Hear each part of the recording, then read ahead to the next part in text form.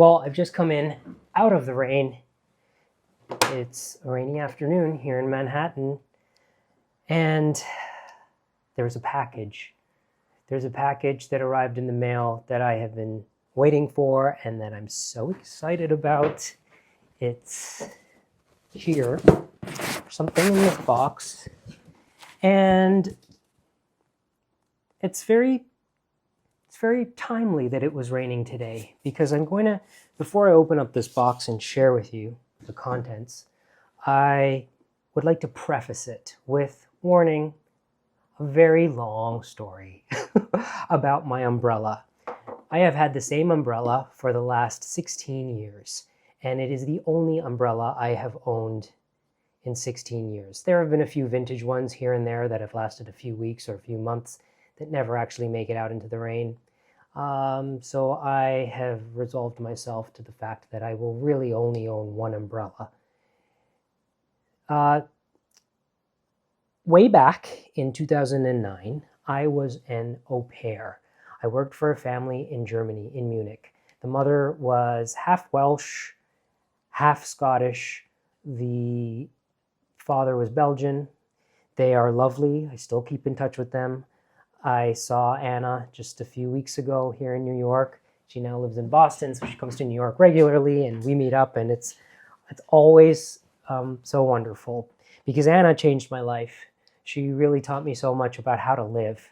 And when I worked for her in Munich, part of my job was to make dinner every night for the boys. The weeknights when she was at work, when she and Joelle were at work, I would pick the kids up from the bus, bring them home, do homework with them, play soccer with them. They knew how to play soccer. I didn't know how to play soccer. And then while they were doing their homework, I would make dinner. And the way that this was worked out was that Anna said I could either make whatever I want, or she could assign recipes from her collection of cookbooks.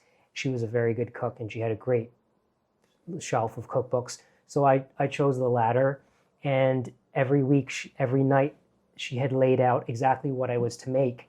And she had put out a grocery list of the things that I was supposed to buy.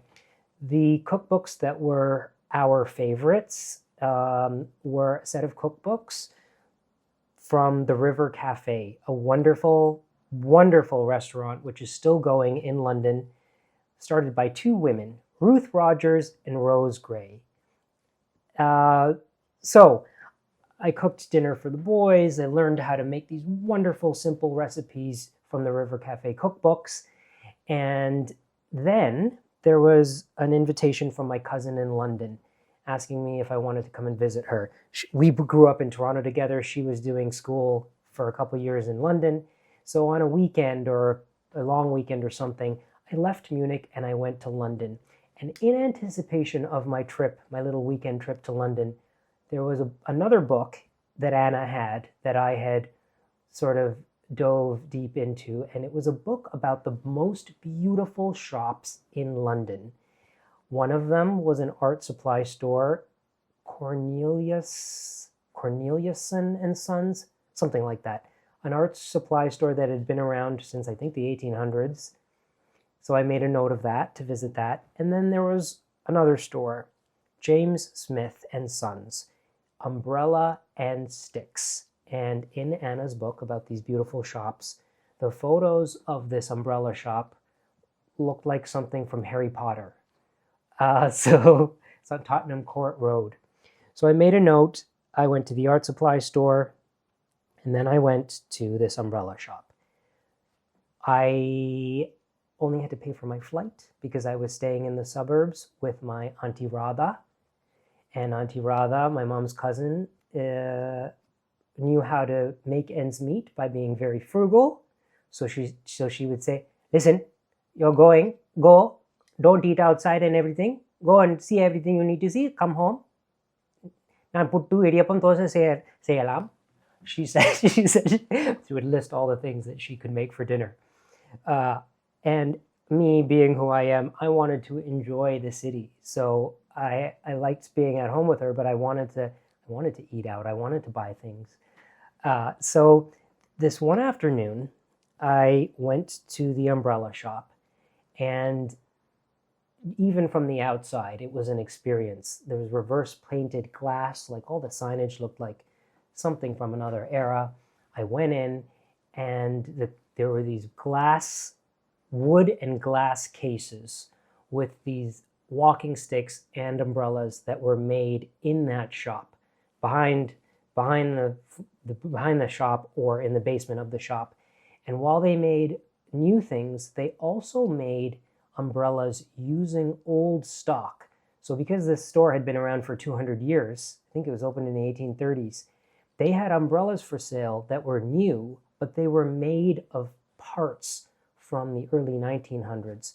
And it was in this selection of umbrellas that I saw something that I just had to have. It was a lady's umbrella. So it wasn't a full-size umbrella. It was a small, delicate umbrella. And it was a rosewood handle with a sterling silver tip. And the handle and the tip were the sort of thing that could be used on a delicate cane, but in this case they had turned it into an umbrella.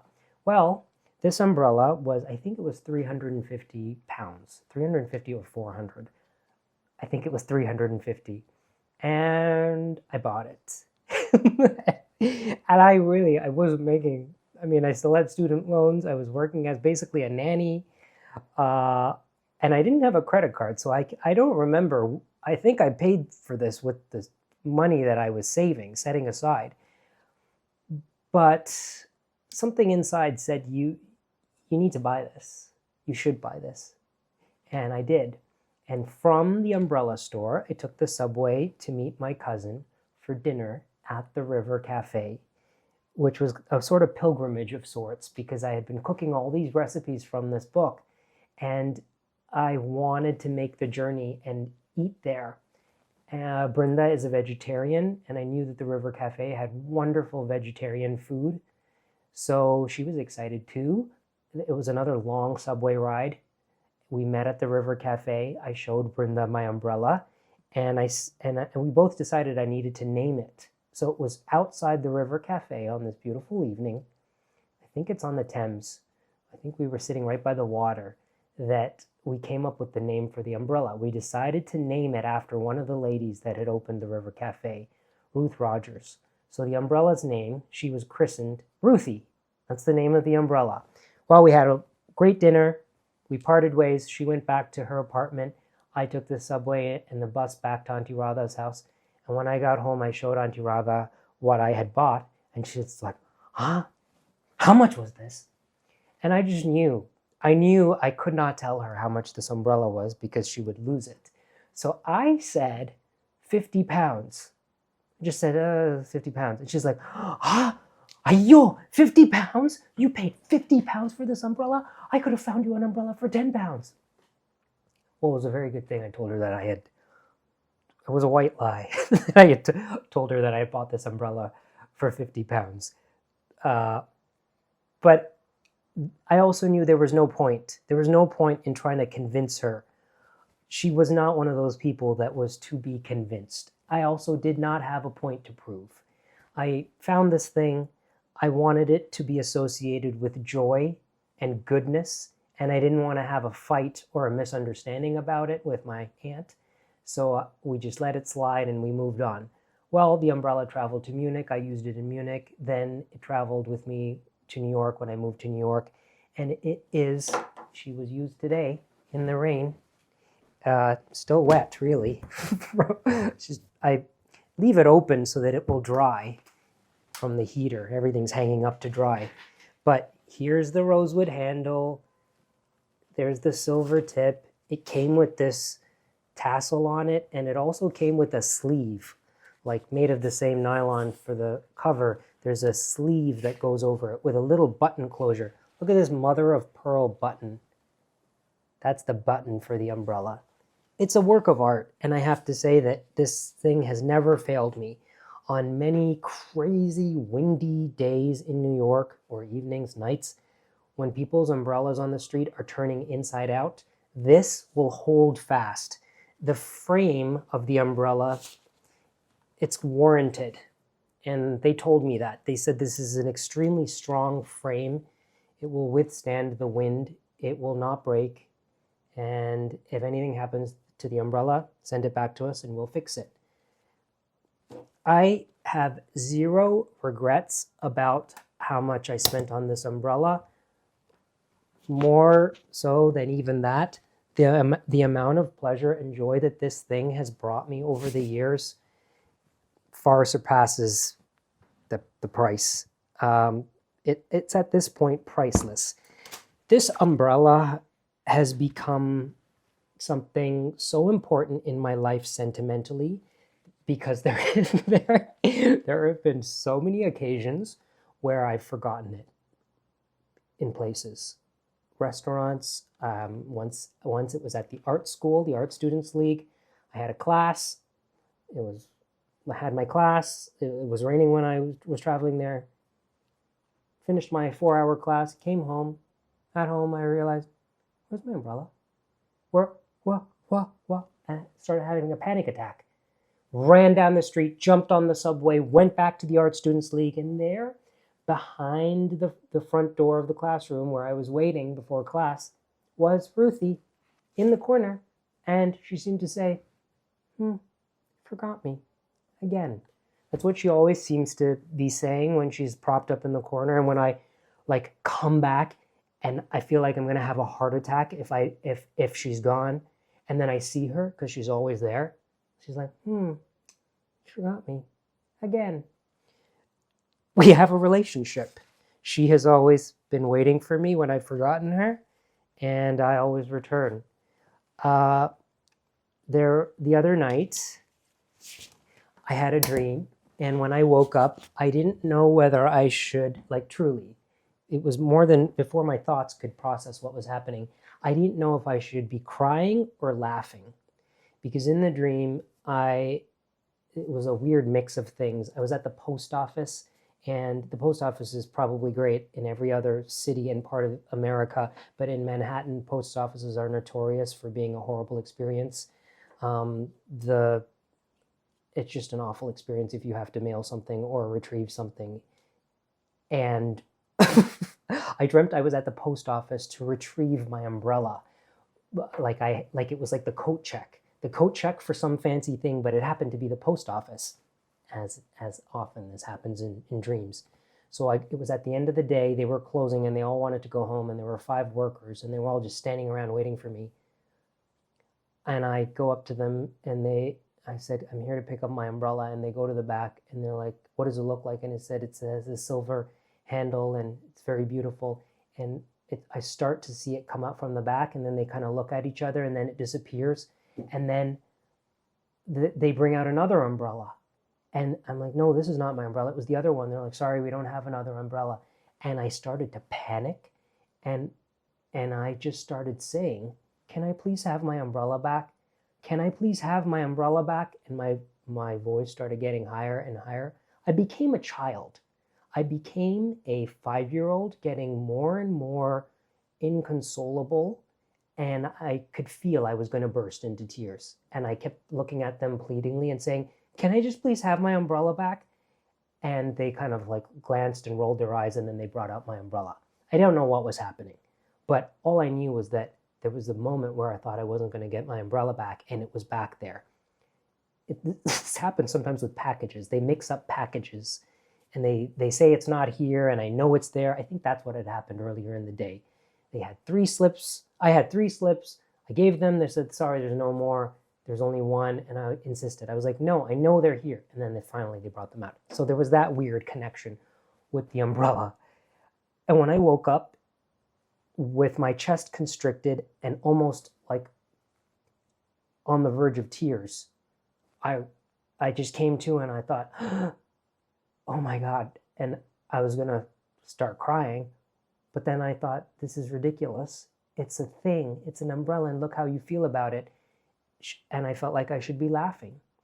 But that experience of the dream cemented how something so sentimental adds such value to my life. And I am bringing this up today because I don't know when it started. It started early on, I think, when I was a teenager, when I started to earn my own money. And when I had the ability to choose what I wanted to spend my money on, I remember one summer from all of my birthday money, I bought a Seth Thomas winding clock from the 1830s. And it was shipped up from the States. Someone drove it up from the States and delivered it to my house. And that clock is still in the family. My friend Laura has that clock in her apartment. And when I stay with her, I wind it up and I fall asleep to the sound of that tick-tock. So these small, I would call them risks, because in the moment, spending 350 or 400 pounds on an umbrella when you really aren't making that much money, I say it was a kind of risk because I didn't know what the outcome would be. Would I buy this thing and regret it later and think I wasted my money? And I have to say that has never happened. Which is probably why I wouldn't say that I'm good with money. But the place where I am good with money is where I understand that there are certain things in your life that I think should be invested in. And those are the things that you're using and touching and seeing every single day. I think if I would have brought home a beautiful emerald bracelet set in 22 karat gold and showed that to Auntie Rada and said, Auntie Rada, I paid 1,000 pounds for this, she would have said, this is really beautiful.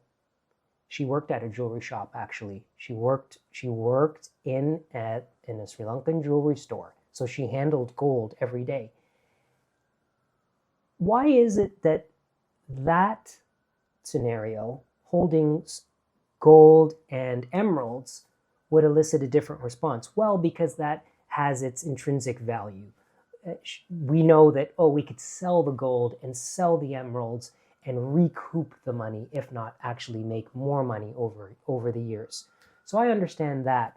But where I make a plea to everyone is think of the daily value that these things will bring you if they are made well, if they are beautifully made, if they were made with care. The experience of going into James...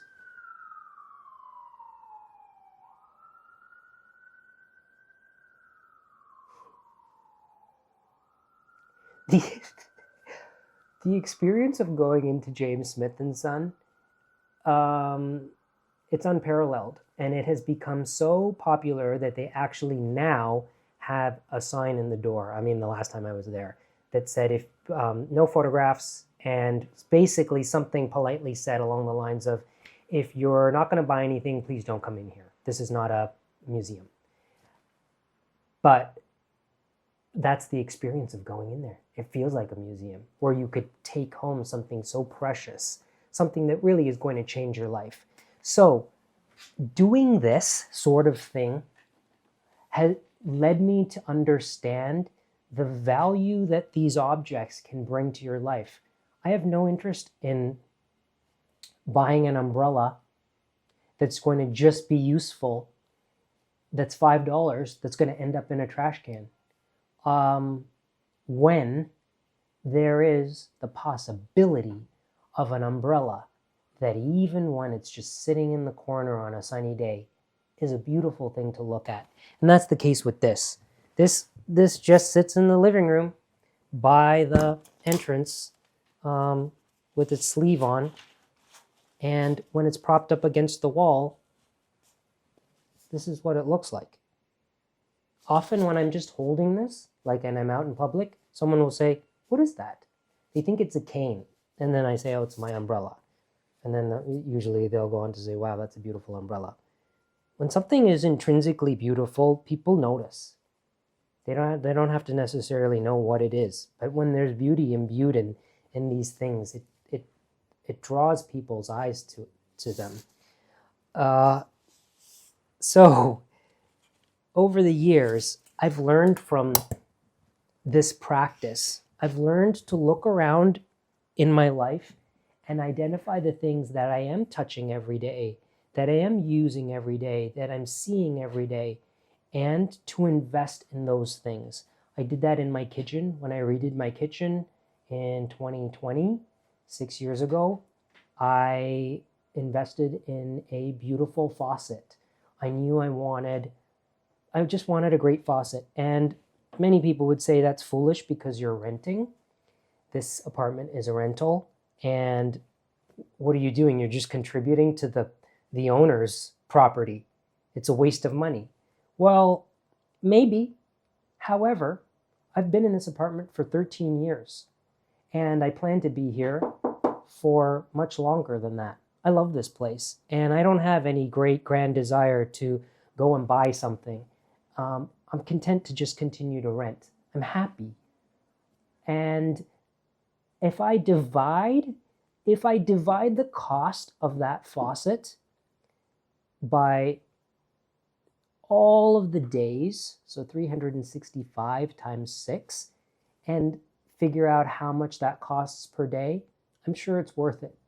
To touch something and for it to bring me joy, even just on a very simple level, every time I come into contact with it, that is adding value in small, tiny moments every single day, multiple times a day. And it makes me smile to even just see the faucet, even when I'm not using it. It's a work of art.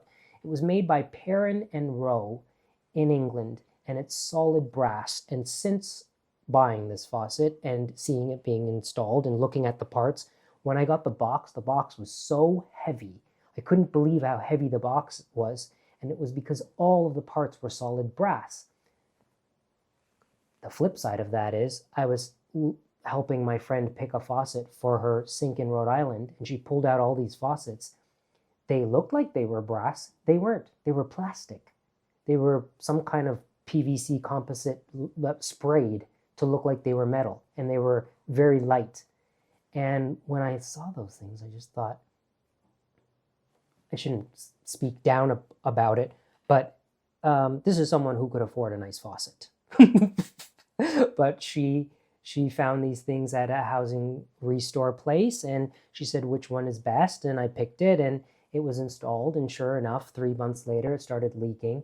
Anyways, touching it, it doesn't have a weight to it, and we touch those handles so often every day when I'm in the kitchen cooking. So never mind about what other people do. Let's come back to what I do. When I identify something like that, and I think, oh, I didn't notice that there's a very lackluster example of this in my apartment that I'm using every day, and this should be fixed. I fix it and I change it and I invest in it. I did that with all of the doorknobs in this apartment. All of these doors are old. They're all the original. No, they're not all the original doors. Most of them are. Maybe 2 or 3 of them aren't. But with all the doors, they had removed the old hardware and they had put in, again, plastic doorknobs that were just lacquered brass, like sprayed brass. They were hollow, cheap doorknobs. And over the years, I have sourced antique doorknobs, crystal ones, but also solid brass ones that are really heavy. And I pulled out the new hardware. I put in the old hardware. And when I open and close these doors, that's another thing that I'm touching every day. So a couple weeks ago, when I was taking a shower, I noticed this very annoying spray in my face. And I was like, oh, what is that? Well, my shower head, which I purchased 13 years ago, because the one that came in with the apartment was really crap.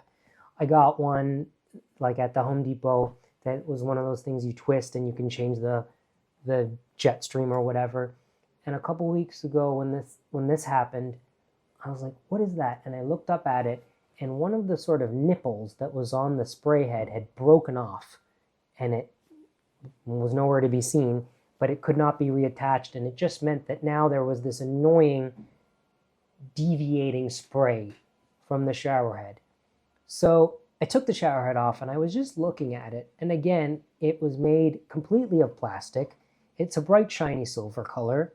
It's not metal. It's not metal at all. It's all plastic. And here was an opportunity. I thought, wow, I've had this shower head for 13 years. I think there are nice shower heads out there. So I went back to old trusted, tried and true Perrin and Rowe in England, and they have a solid brass shower head that comes in different finishes. I looked at the finish of the hardware in my bathroom, which is, what is it? It's nickel. Is it nickel or chrome? It's nickel. It's one of those. Polished nickel, I think. And that is what is in this box. And I'm so excited because this is my new baby. I take a shower every day. And like I think that one of the things everyone should invest in is their bed. Nice sheets, a good mattress. If there's something sentimental like a quilt or a coverlet, put that on too. You're in your bed. It's supposed to be the place where you rest and where you're comforted. Make it really nice as you can afford. Invest in it when you can. And then, for me, the recent realization was the shower. So here's the box. Perrin and Rowe, London. It's polished nickel. Sounds like metal.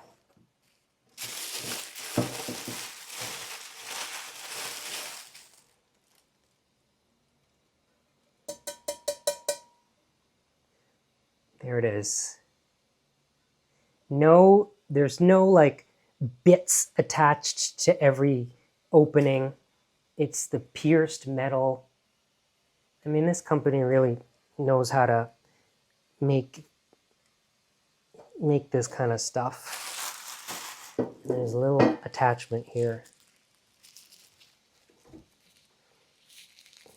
I can't wait to get this on there.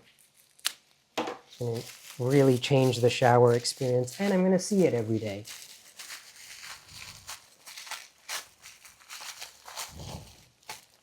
Oh, here's the little bit. I'll go in here. So here's my new baby from England. Speaking of renting, if this argument is made about investing in something that you're renting and that being foolish, the counter argument I would make is, what is the ultimate rental of all? To me, the thing that's the biggest rental is this life. It starts, it continues, and then it ends. And that's how I look at it. I see this life as just something that we're just passing through. And for me, I don't think about it in terms of huge chunks of, I'm going to be miserable for this amount of time so that I could be happy later. I think of it as small chunks. And those small chunks are really divided up into every single day. And the way I think about it is, how can I invest in today? How can I invest in the now so that the rental is enjoyable in all of the small moments? These are the things I believe you should think about. Find the opportunities in your life, the small places, because all those small, tiny little experiences, they add up.